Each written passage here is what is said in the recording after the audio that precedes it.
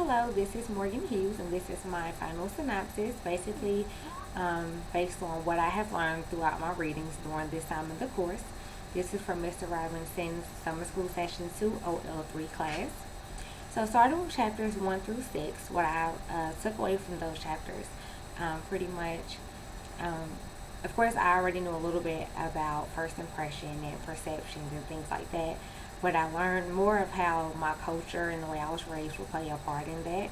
Also, something that I took away from that would be take the use of technology and how we use technology these days, and how pretty much the way you could see someone on social media is not necessarily where they are in real person.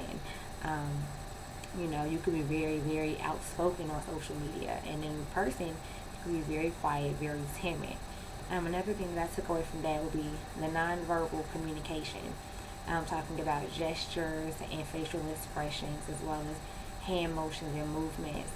As a person who I make many facial expressions. I use my hands a lot. It made me become more aware of my facial expressions, and when I'm in certain settings, as well as the amount that I use my hands, how that will be taken from other people, and also how not to misunderstand someone else's gestures or nonverbal communications.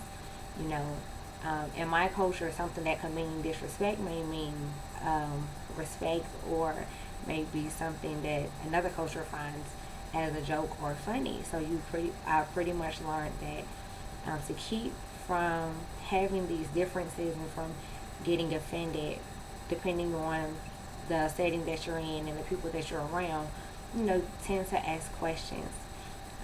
Also, going from chapters 1 through 6, with chapters 7 through 11, these chapters got more into speeches and more into preparing for those speeches. So with chapter 7, we talked about how to choose your topics and creating a thesis.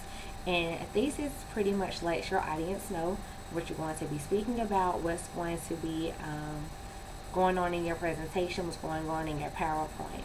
And then from there, with chapter 8, we did talk about developing your research plan, getting started ahead of time, making sure that you have the facts that you need, making sure that you have prepared yourself accordingly, and that you have at least 4 solid sources have at least 4 solid resources that can help you explain your main topics.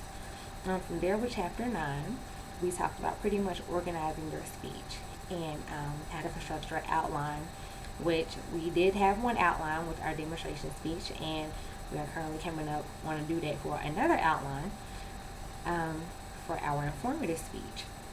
And having an organization for your speech is very important, because you want to be able to have your thoughts in order, and be able to have everything you're going to say in place, and not kind of be everywhere and not be all over the place. You want everyone to be able to understand what you are trying to say, and that is very, very important when you're speaking to a group, whether it be at an office or in a classroom.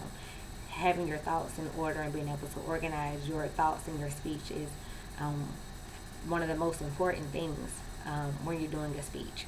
And then last but not least, for chapter 11, this pretty much talked about the differences between an informative speech and a persuasive speech. When you're speaking of an informative speech, you are giving information. You are giving facts. You are showing statistical data if necessary. It's not something, you're not trying to change anyone's view. And with persuasive speech, you're kind of trying to get a person to sway their opinion more so into how you think, or what you think is correct or incorrect. And that is pretty much what chapter 11 spoke about. That, and also having the appropriate topics to perform these necessary speeches.